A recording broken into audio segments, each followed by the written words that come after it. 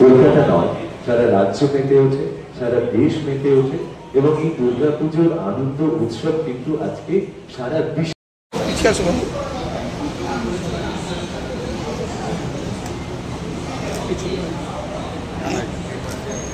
ঠিকঠাক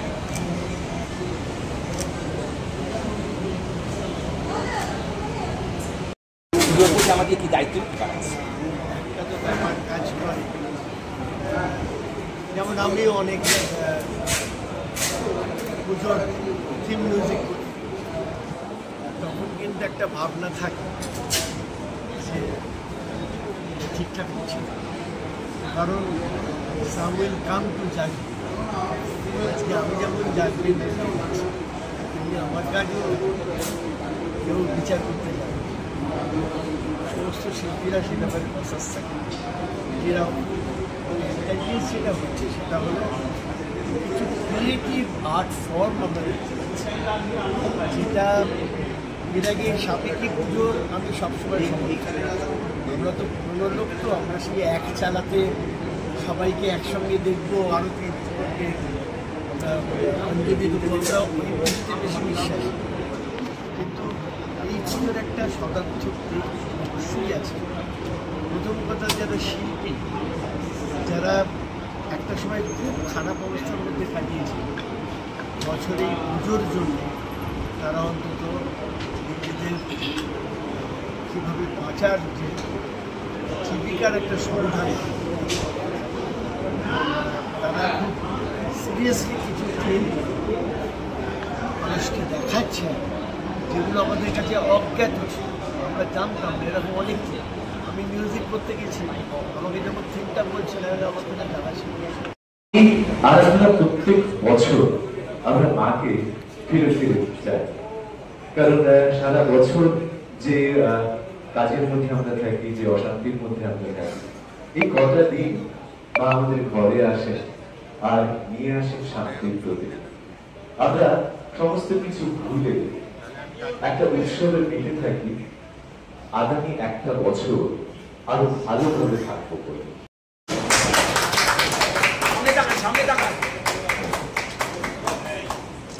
এরপর আমরা বরণ করে নেব মিস্টার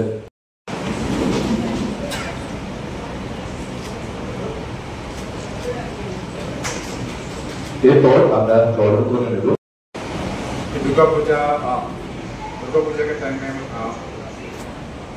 फिर आके आप सबके साथ सबाई साथ एक साथ सेलिब्रेट करना opportunity I cherish and I think as Tata Blue Strokes team, it is our commitment that through the time, and especially to Bengal, that this is the place where we have grown up and this is the place where we are coming up. So it's important that we get the blessings of the community, blessings of Ma Durga, and go. ওনার better half Bangali, কাজী উনি is more than a নেবার, বাংলা চাওয়া।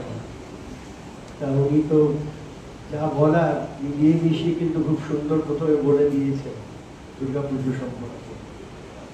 আমার একটাই কথা বলার, যে এটা নিছক পুজো নয়, এটা এমন একটা উৎসব যা মানুষের সঙ্গে মানুষের ভেদাভেদ দূর করে দেয় এবং প্রত্যেককে এই কদিন একটু অন্তত দুধে ভাতে থাকে, তারা থাকতে পারে, সেই চেষ্টাটা কিন্তু সারা বছর ধরে প্রত্যেকে চালিয়ে যায়, যে একটু নতুন জামা পরবে, একটু ভালো মন্দ খাবে, সেটা সেই চেষ্টাটা সকলে আমাদের বাঙালিদের থাকে।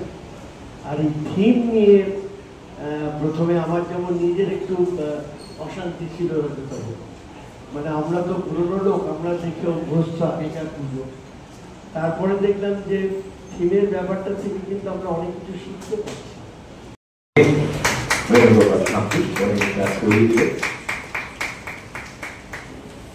পুরস্কারগুলো খুব বড় একটা ভূমিকা রাখে, তা সেটার মধ্যে কিন্তু আমরা যাবই এবং সেটা আমাদের মধ্যে দিয়েই যাবো। ওনারা রয়েছেন আজকে আমাদের জার্নি শুরু হবে। একটু দেরি হয়ে গেল বলে আমার একটু ভয় করছে, তার কারণ কালকে আমি একটা জায়গায় ছিলাম যেটা 9:30টায় শুরু করেছিলাম, আমার বাড়ি ফিরতে 11টা বেজেছিল। আজকে আমার মনে হচ্ছে হোল নাইট কেটে যাবে বোধহয়, কারণ রাতের দিকটায় এমন ভিড় শুরু। এখন তো কথা বলার সুযোগ পাইনি, প্রেস মিটটাই আগে চলছে। বেরোবার আগে নিশ্চয়ই একটা আলোচনা করে নেবো এবং সেখানটায় ঠিক করে নেবো যে কী একটা স্ট্র্যাটেজি হতে পারে, যেটায় আমরা খুব চমৎকারভাবে ক্রিস্প এবং দ্রুত পুরোটাকে মানে একদম ঠিকঠাক করে আমরা বিচারটা করি। Thank you, thank you, thank you.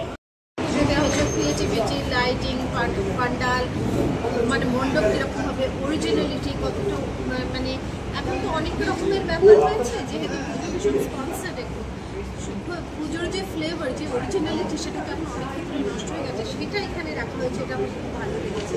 এবং সমস্ত কিছু পরিবেশ পরিচ্ছন্ন, মানুষের সঙ্গে ব্যবহার থেকে আরম্ভ করে সমস্ত কিছুকে মাথায় রেখে এখানে একটা লিস্ট করা হয়েছে, যে লিস্টটা ধরে আমরা সেই অনুযায়ী নাম্বার দেবো এবং